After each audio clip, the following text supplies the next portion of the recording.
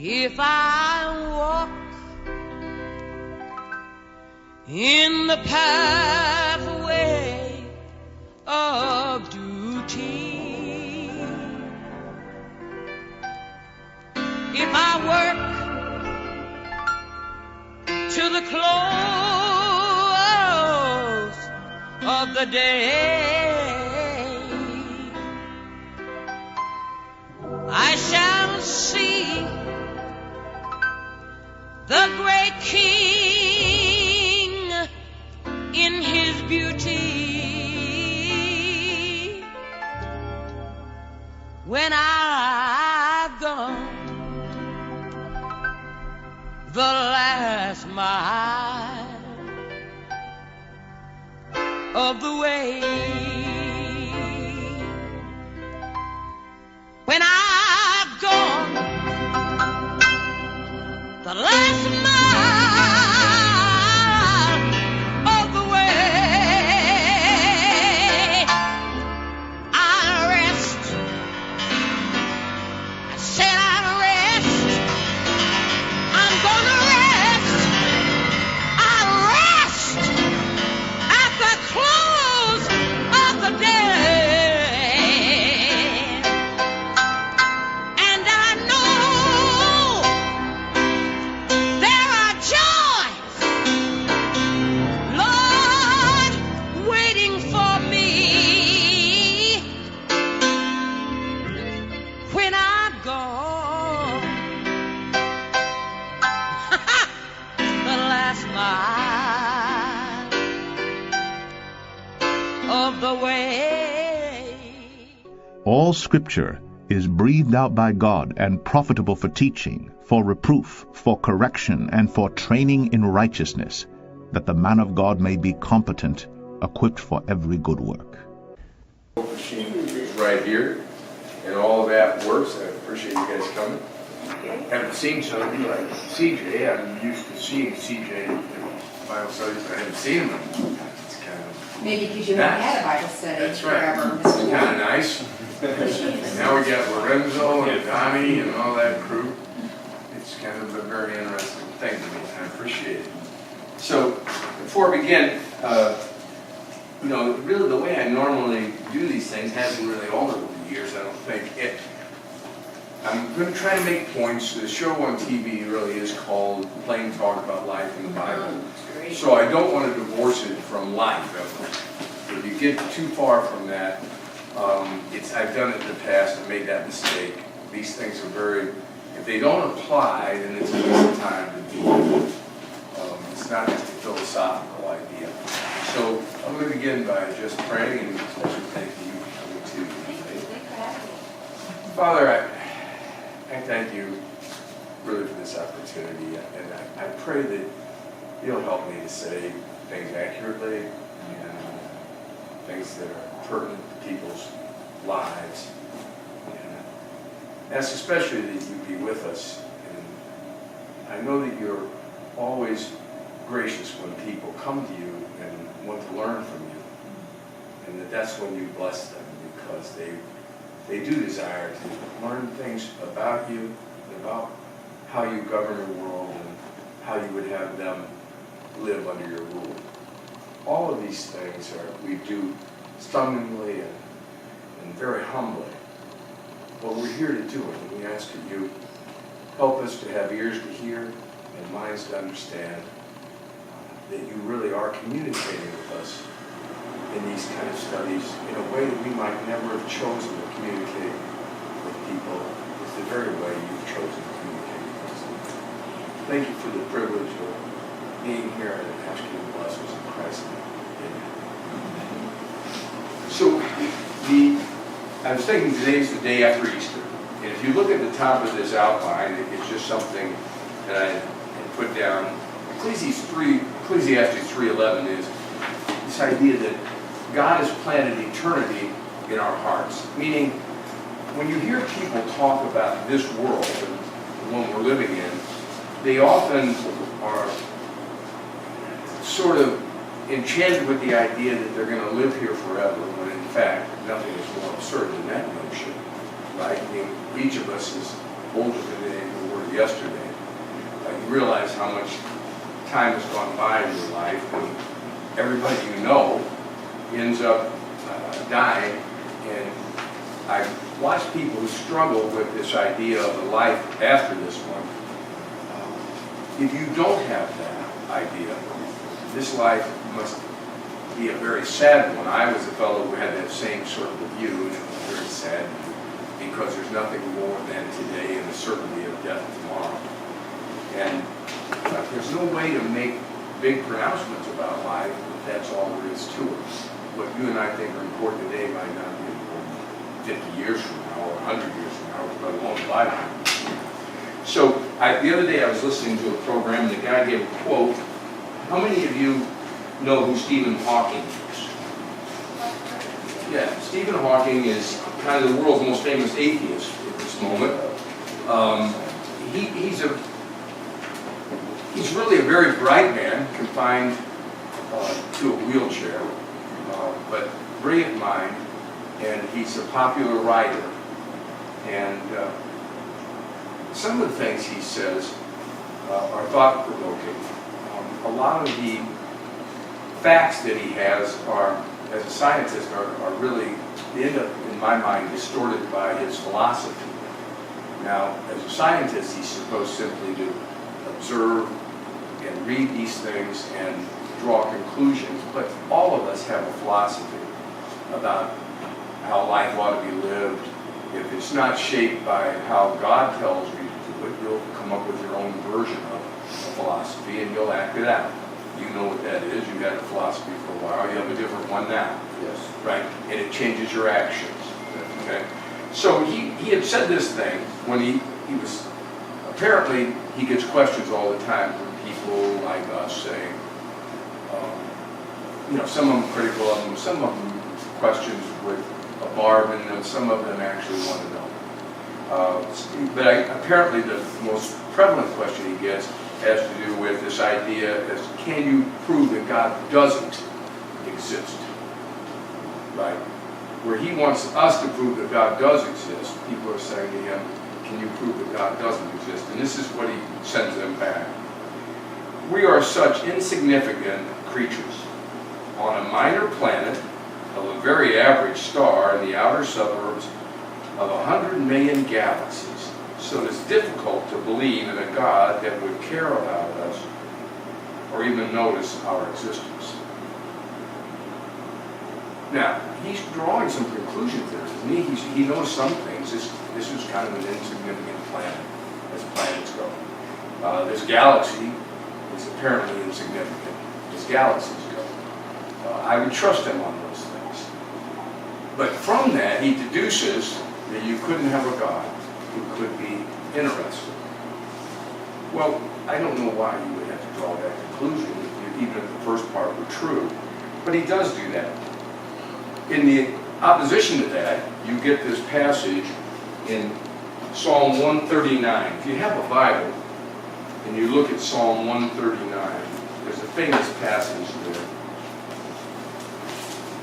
If you don't have a Bible, Lois has lots of Bibles down the road. She'll be very happy to give you one. You don't need one this moment, but if you want one, Lois is the woman to see. I think so. Any of them autographed by Vicky?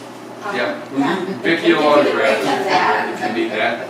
None of them autographed by Martin Luther or anything like that? Okay, just check. Unless Donnie wants to. So, here's how it reads. And just listen to the beauty of this. A different man looking at this same insignificant planet. This is the king of Israel. This is David, King David. O Lord, you have searched me and known me. You know my sitting down and my rising up. You understand my thought afar off. You comprehend my path and my lying down, and are acquainted with all my ways. For there is not a word on my tongue, but behold, O Lord, you know it altogether. You have hedged me behind and before, and laid your hand upon me. Such knowledge is too wonderful for me. It is high. I cannot attain it. Now skip down for a minute to verse 13. For you formed my inward parts. You covered me in my mother's womb. I will praise you, for I am fearfully and wonderfully made. Marvelous are your works, and that my soul knows very well. My frame was not hidden from you when I was made in secret, and skillfully wrought in the lowest parts of the earth. Your eyes saw my substance, being yet unformed. And in your book they all were written the days fashioned for me, when as yet they were not. So now we have these two gentlemen, and it is really true that one of them concludes that this is all sort of an insignificant existence that we all live. That really what Stephen Hawking does means very little, he would say if he were here. And King David would contest that and say everything that Dalton does, or Carl, or Brennan, all of it's very heavy with consequence. And so one of them has to be right. These are very opposing views. Now, on the one hand, we have the witness of a man who's very brilliant in this age, this particular age, in fact, would put him in the ranks of men of all ages in brilliance. But he's just got this, what Thoreau used to say, a life of quiet desperation. Life's always out of reach, sort of, it never does what you want it to do. We all know that feeling, right? I mean, if you talk in this group right here and you tell your story, everybody's got a sad story. And I promise you, you can polish it up, but there's going to be some heartache in it. And that's the way of this world. Well, if you don't have a God who's going to make this right, who isn't in control of these things, if you're a thinking person, you should get depressed. There's really very little to get excited about if you live and die and never ask yourself why. Or if you live and die and ask why, and the answer is, it's meaningless. I'm insignificant, and everything I do is insignificant. And that's the sum of it. A few short days and off to the grave. Now, that wouldn't be stuff to be, well, that would come to that conclusion, let's just enjoy ourselves. It's really a depressing thought. And you can see it, even in a guy like Hawking. He claims that he's really hopeful that he's wrong, when in fact, he's so eager to jump to conclusions, it's very hard for me to think that he has an open mind to it. When we approach the Bible now, there certainly was a time when I approached it and laughed at it. Now I approach it with reverence because I know it's full of wisdom. So when you see people who treat it differently, you just have to decide how you're going to treat it. If God has communicated to men through this ancient book, through multiple writers over very long periods of time, people raise all sorts of objections just on those things that I said in that one sentence, and you'll find that they're very easy answers to those objections. And I've come to the conclusion that they're all not very well thought out. If somebody has an objection about the authenticity of the Bible or the authority of the Bible in any way, you should jot it down and bring it. We can answer that question, we think. Because mostly they're kind of kindergarten questions that once you get to understand these things just a little bit. I'm not particularly brilliant at it, but I've sure had people ask me questions like, they always say it as if, okay, I got one that'll stump you now. And every time I say to Lois, it's like the guy pitching me slow pitch softball. He doesn't realize I've talked to sixth graders before. He's going to ask me something really, but you try to be patient with it because he thinks it's a brilliant question. I'm just saying to you, if you believe in the Bible, you should never shy away from that because people raise objections. That's a natural thing. There's an answer to every objection. God often makes it very clear to you that people should give in to the answer you give them that are just unwilling. And it always reminds me of that famous economist John Maynard Keynes, when a guy, he was a really bright guy too, and he had made some predictions, and he was wrong on something, and the guy came to Lorenzo and said, Mr. Schultz, you did this, and Keynes looked at him and said, when the facts change, I change my mind. what do you do, sir? You see, that's how it ought to be about the Bible. When you give people facts, if they're really open-minded to it, they ought to say, I've changed my mind. There's nothing wrong with being wrong. You see, having walked that path, I understand that. Now, I put that first because I wanted you to think about your own life. And I said to you before, if a Bible study only gives you a philosophy, I've made a mistake. It has to be something that's applicable, that God really has an interest in Lorenzo or Donnie. You see, not just that God is out there somewhere. That is the kind of God that might be comfortable. The problem with our God is the opposite one. The God of the Bible tends to be too personal, too close, too involved in what you're doing. Now, people say to me, well, I don't think that could ever happen. It happens all the time, because the first sign of it is that you get kind of uncomfortable. Because each of us has some things that he does or she does that you just assume God didn't know your inmost thoughts. You're rising up and you're lying down. Remember, that's what King David is stunned by, this idea that if Keith hasn't acknowledged God, right, he never wakes up in the morning and he never says to himself, well, the God of the universe is watching. The God of the universe is near. You assume, because you've never thought that therefore it's true. Well, King David is saying, I'm recognizing that you know my rising and my lying down, you know my inmost thoughts, everything I do.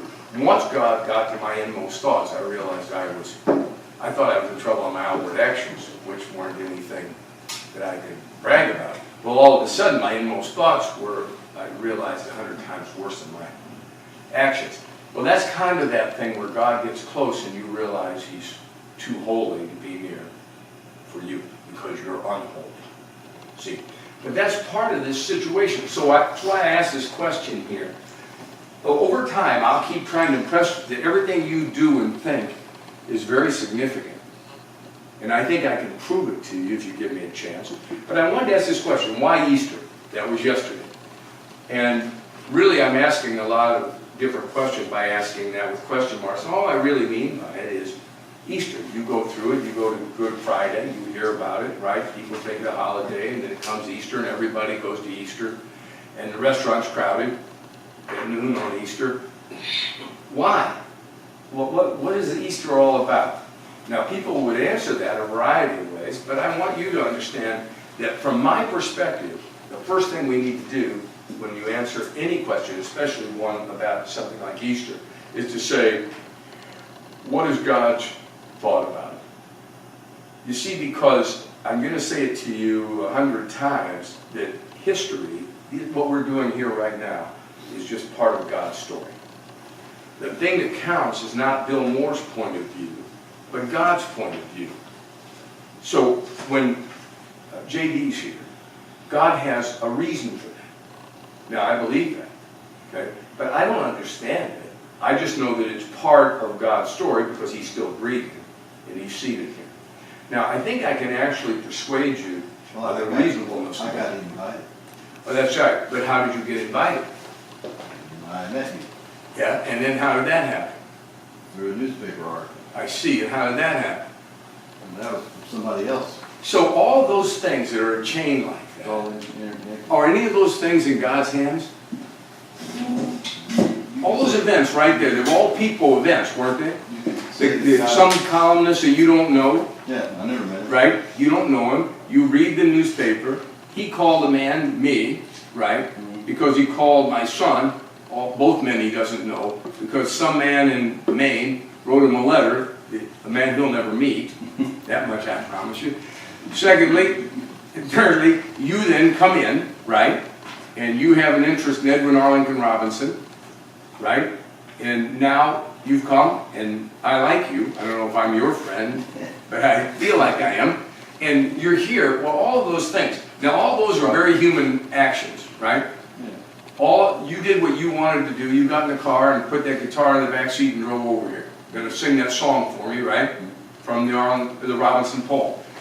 Well, what if I said to you that I actually believe that all of those things are your actions and mine, but they're all under God's control. I'm going to actually set out shortly, not tonight, but another night, to prove to you definitively that that's true, what I just said to you. Okay? Why? Because he's telling his story. And no story is complete that God's telling until you come to the Easter story. There is, remember, there's certain moments in your life that are more important than others. You met a certain person.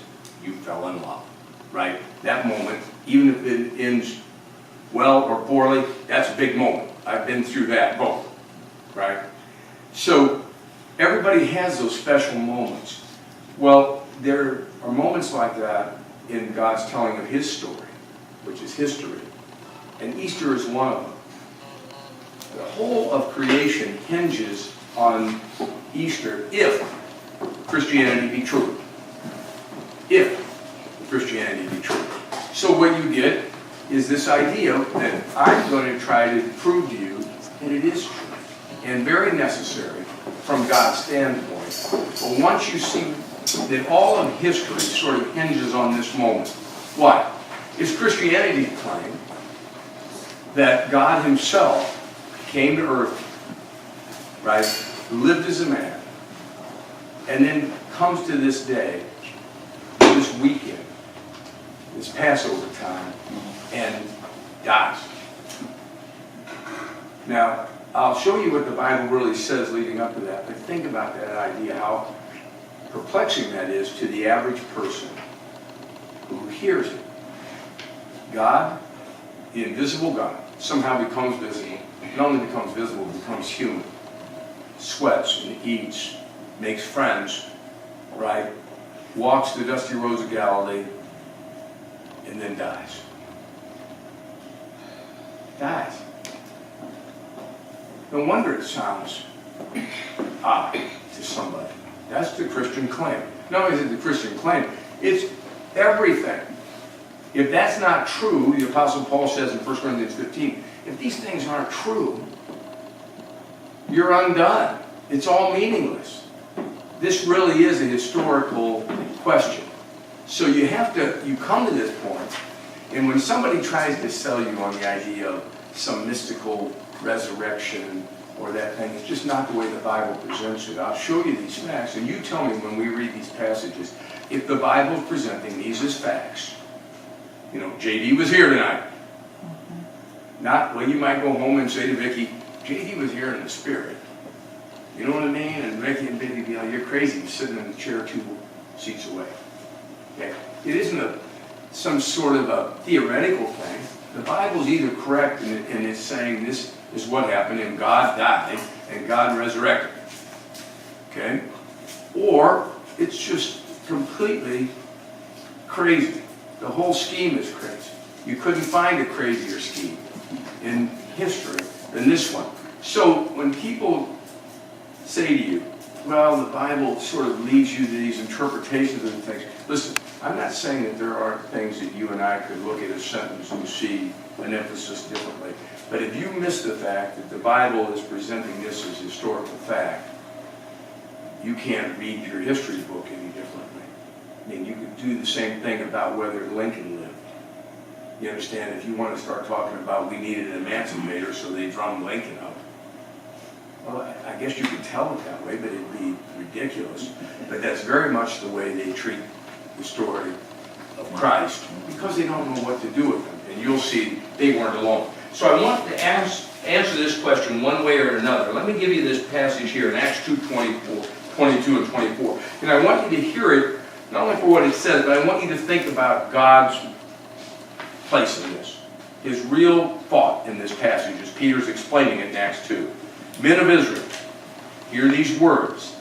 Jesus of Nazareth, a man attested by God to you by miracles, wonders and signs, which God did through him in your midst, as you yourselves also know. Him being delivered. But here's where it is. Watch this sentence. By the determined purpose and foreknowledge of God, you have taken by lawless hands, have crucified and put to death, whom God raised up, having loosed the pains of death, because it was not possible that he should be held by it. Now, Peter is making this claim in Acts. After Peter has failed miserably, if you remember, Peter denies him 3 times on the night he's crucified. Okay? Peter's distraught, afraid, cowardly. Now, Peter comes back, and in Acts 2, he's going to say these things very boldly. You'll see later in Acts 4, he says them even more boldly to a very hostile audience. And you know something has changed in his mind. Now, I know that that's something that turned, you're going to see it in some of these passages tonight. All of his disciples, on the night when he was beaten and taken, what did they do? Every last one of them? We split. Goodbye. You'll see the only people who sort of stayed near him during this whole period are women. Okay? You'll see it. Mary Magdalene, Mary the mother of James. You'll see a woman, I think her name is really Salome or Salome. You'll see these women are faithful. But you'll also see that they too thought it had ended. Everything had ended when he was crucified. And certainly these guys did. They're not around. Okay? They're down. They've lost their leader. All these things have affected them. By Acts 2, Peter's saying this. I get it. I get it. God had determined that Jesus should come. God had determined that he'd prove to you who he was by allowing these miracles through him, so you couldn't deny that God was with him. Remember, that's what they say to him. I know, he says, the character says to him in John 3, I know you're a man that God, under God's favor, kind of an idea. Why? Well, all the miracles, you couldn't do them without him. You see. So God attested to these things by the signs and miracles. But he says here, look at this. Determined purpose of God. God had purposed that Jesus would come. God had purposed that Jesus would be crucified by the, look what he calls them, lawless hands that crucified and put to death, whom God raised up. So in a really short period here, Peter's making this claim to people who were witnesses of that crucifixion, that not only was this something God wanted to happen, God determined that it should happen. Why? That's what the audience would be trying to answer, isn't it? Why? I hope you enjoyed our little Bible study. If the idea of learning more about God intrigues you, consider joining us Monday nights at Arlington's 210 Broadway, downtown Springfield, for this study. You can be a part of it. The only thing that keeps you from it is you. Thanks. If I walk